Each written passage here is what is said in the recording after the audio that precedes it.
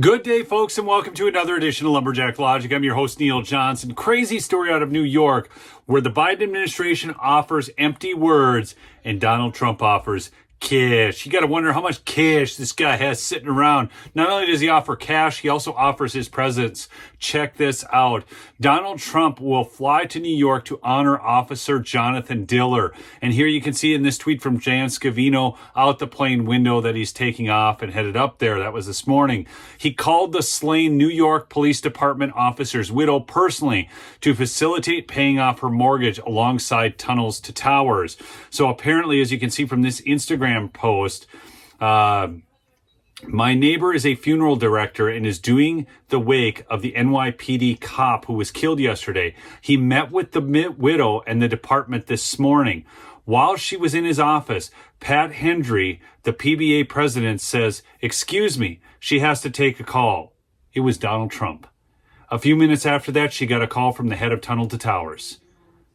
They're paying her mortgage off. So apparently 2 donors, as you'll see in a CBS article I pulled, but they never mention who the donors are. And that's okay. Donald Trump does a lot of this, actually. So some of you have heard this story, but there was a gal who used to babysit my kids. I'd gone on 2 mission trips with her. Her name was Tiffany Johnson. She was shot in the YWAM shooting out in Colorado years ago. And what happened was, at that time, her dad went on Good Morning America, I believe was the show. And he told the story about Tiffany, and they started a missionary scholarship fund so that other people who wanted to go into the missions field would be able to do so through this scholarship fund.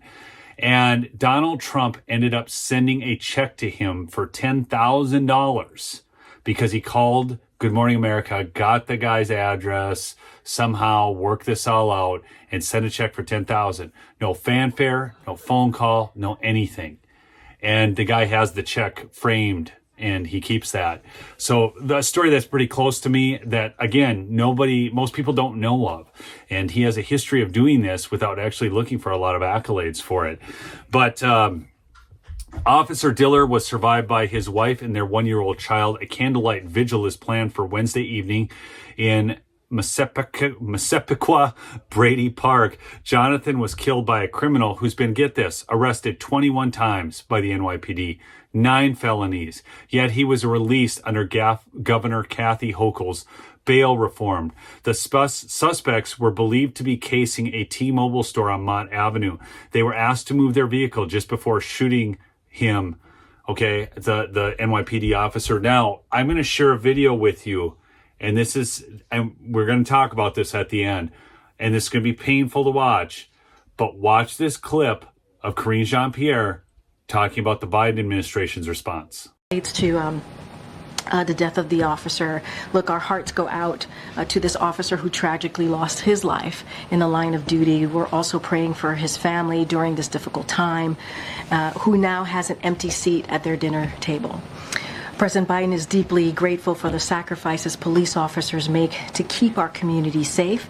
This shooting is yet another painful reminder of the toll of gun violence, that what it's doing to inflict on families and our communities and our nation. And that's why the president signed more than 24 executive actions. That's why we're able to pass a bipartisan agreement to deal with the gun violence that we're seeing in this country. Obviously, more work needs to be done. We need Congress to continue to act on making sure that our communities are safe, and again, our hearts go out to this officer and his family. It's a difficult time for them. Okay.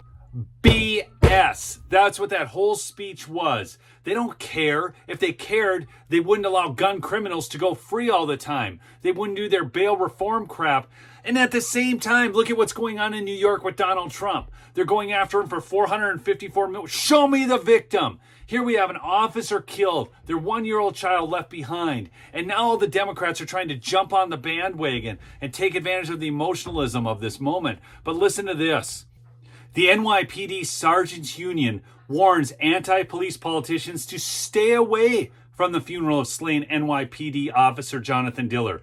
The Sergeants Benevolent Association President Vincent Valalong called out City Council Speaker Adrian Adams and Public Advocate Wamini Williams to stay home after they have caused enough heartbreak and destruction. Adrienne Adams, Wamini Williams, and their cohort should stay home. They detest cops and have no appreciation for what they do. They should stay home and not pretend to be grieving. During the 2020 George Floyd riots, Wamini Williams was one of the leading voices to defund the NYPD. He even threatened to block then Mayor Bill de Blasio from collecting property taxes if he didn't freeze the hiring for the NYPD and take the NYPD out of schools. Williams and Adams posted comics to X a couple days ago, speaking out against the tragedy, even though they are the ones who want to get rid of police and let ex-cons on the street. When you have less police, they are not able to stand up for each other. The strength in numbers is real. So here's Wamini Williams' tweet. Officer Diller was a husband and a father to a very young child. He came to work and so painfully will not be going home. A family now in unimaginable grief. And I'm completely heartbroken. Bull Pucky, Adrian. Bull. Why? I mean, do they honestly think we're going to believe this crap that they're shoving down our throats when they call to defund the police, when they radicalize people against the police, when they want to let criminals go free? This guy should not have been on the streets doing what he was doing. And again, if they're serious about gun crimes, they're going to throw gun criminals in jail. Real gun criminals. Instead, they go after Donald Trump for a crime in which there's no victim. A crime. I use air quotes on that because there is no crime. This is the lunacy of New York. And it's why they're losing people. It's why they're losing businesses. Okay? And here, I love these videos. So take 16 seconds of silence because that's all the longer this clip is.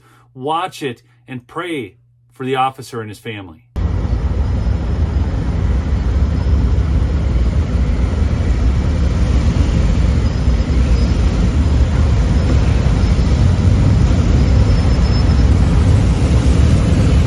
And so here from CBS News, Tunnel to Towers will pay off NYPD officer Jonathan Diller's mortgage on Long Island home. This is great news, people.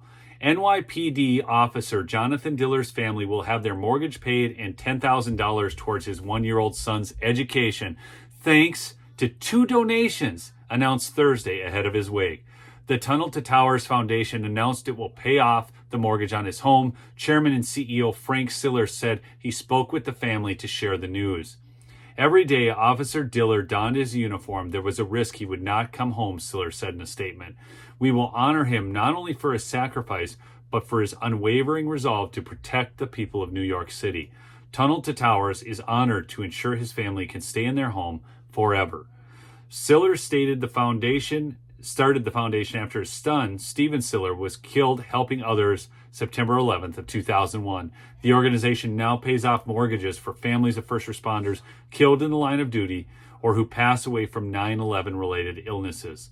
The Promises of Hope Foundation said it would cover the funeral costs for Diller. The public tip line cop sheet also pledged $10,000 toward future education costs for his young son. So again, it's just great to see communities rising up behind this and actually helping these people.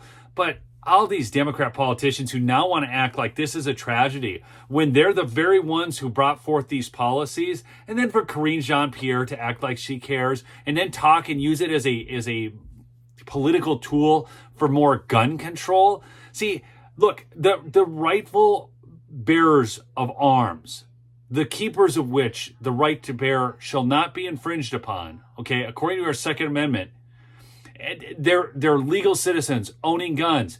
Stop going after them and go after the actual gun criminals. That's how you stop gun crime. That's how you stop gun crime. Thanks so much for listening. Check out my sponsor, MyPillow. That's right, MyPillow.com. Promo code Lumberjack for big savings, people. The $25 extravaganza deals are going on right now. That's the dish towels, the bath towels. It's the sheets are on sale. The dog beds are $25. The sheets are, I think, $49.98. Just great deals over there. If you just go to MyPillow.com/lumberjack, you can also get free shipping on orders of $75 or more. We'll see you on the next episode. Peace out.